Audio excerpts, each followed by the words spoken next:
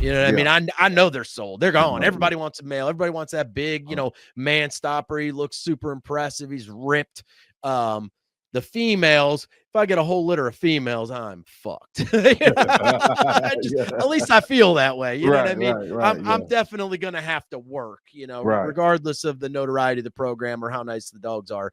I Right. still have to work because most people reach out. They want males. You know what I mean? Occasionally, I would say it's probably 3-1, 3 males interest to 1 female. So yeah, I Right. mean, but yeah, so yeah, I keep a lot of females. That's primarily what I do. And with the males, they want to fight. They piss on everything. I mean, they Mhm. literally just mark Oh God. everything. Yeah. I mean, my females are so dominant that they mark as well. But the males, they just drive me crazy. I do have good relationships with my males, Mhm. but it's not my preference to keep a yard full of males. There's just really no money to be had there. I mean, if Right. I don't have nothing to breed, I may have all the males in the world, but and the unfortunate truth is, and this is getting a little off topic, but what I've seen in the last 15 years in American Bulldogs is less people are working together, and most people will breed.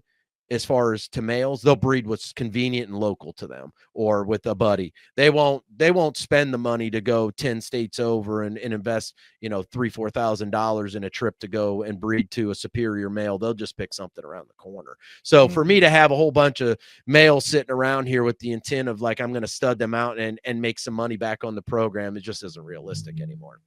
Right. Right. Right.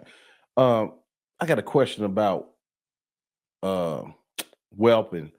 Some people send their dogs off. I've never have, but if you were to do something like that, send your dog to a whelper, how much time do you think the whelper and the dog need to be acclimated to each other? I don't think there's even a time limit because I had a female that I brought in from another breeder. I brought her in right as she was in heat. So we had her the entire heat cycle. We obviously bred her on property, kept her all the way up for the 9 weeks to whelp, and then kept her for another. So I had her for what, 2.5 months. And Mhm. I had, yeah, it was, we had to correct some things in the whelping box after about puppy 2. I had to Right. straighten some shit out. But Right. yeah, but other than that, she was fine and we got it corrected, but I just don't think that uh, uh, there's a difference between cohabitation with a dog and setting some boundaries and being able to work around each other. And then there's being in a 4x6 whelping box together with my hands all up on you with puppies coming out, Mhm. and some of these bitches can get very possessive, and they just don't understand quite the process, maybe if they're a maiden bitch. So Mhm. yeah, I don't know that there's an answer that truly gets you into the like happy friend zone. I think Right. anybody that's going to get, and I'm not talking about like, you know, little Scotty Terriers and stuff. We're talking about grown man dogs. You know what I Right. mean? So Right. uh, Round it up. there, you get a 70-pound, 80-pound muscled up bitch in a whelping box and she wants to turn around on you, but it's not going Yeah. to be fun. I don't care who you are. Right. Right. I'll take a bite with the best of them, but I don't want to. You know what I That's mean? right. If I Yeah. have to, I will, but I don't want to. That's right. Yeah. So you got serious about uh getting into the lineage of the American Bulldogs. How did you figure out what did you start doing? Studying pedigrees, talking to people? What?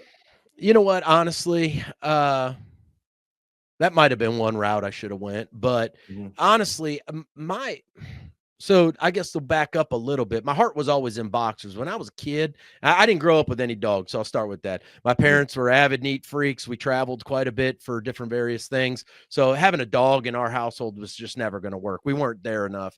And I had a couple predecessors dogs to my first American Bulldog, one of which was a boxer because I was like, oh, I always wanted a boxer. My girlfriend at the time bought me a boxer. It was a little 60-pound bitch, and she was as fucking mean as the day was long. I mean, she was just angry. She had high dog aggression, super athletic, super nice dog. But I realized in having that dog, I was like, well, man, these dogs are too high strung. They never settled down. She just never really ever settled down. And the American Bulldog, I figured out real quick that like after about a year or 18 months, and they're kind of dialed in. I mean, they're not, they're not really a high strung dog to begin with, Mhm. um, especially on the bullier side. So, um, when I started getting serious that I want to get into these dogs and started thinking about like, okay, what do I want to do? And maybe I want to be a breeder, maybe. Um, I really just went out and started going to those shows and seeing dogs. And then Oh, yeah. I would always lend myself, my taste would always lend myself to a dog that was athletic like a boxer, but still had those bully features. Right. So I was already against the crowd because I already wanted an athletic dog and nobody gave a shit about having an athletic dog back then. Everybody thought I was crazy. Everybody Mhm. wanted these like super bully and real typey kind of dogs.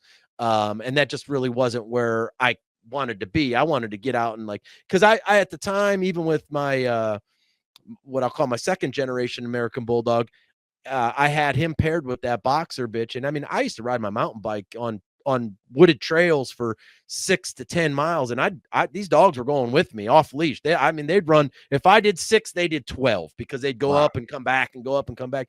Yeah. So I never understood. I never was even exposed to all this heat stroke and soft palates and shitty breathing. I just never saw that. And I was like, and when I saw that at the show, I was like, well, that doesn't seem right. So I wanted a dog that could get out there and still be active with me because I was still pretty active. Right. And so when I first got into like what I thought, was going to set up my foundation, everything was built around athleticism. So Right. that's where I started. So it really wasn't about and I just didn't know. I didn't have a mentor, so I didn't really know to like, oh, okay, well this line has bad hips, or this line's has a predisposition to this or all that. So some of that stuff I had to work out real time and figure out. But Mhm. it really just came down to that initial type for me. I did have enough common sense to realize like, oh, if I looked at a pedigree and the dogs were consistent to themselves within the pedigree, I felt like I had a higher level of success of producing that again. If I looked at a pedigree and it had a mishmash of phenotypes in there, I was like, oh, okay, this is going to take a little bit more work.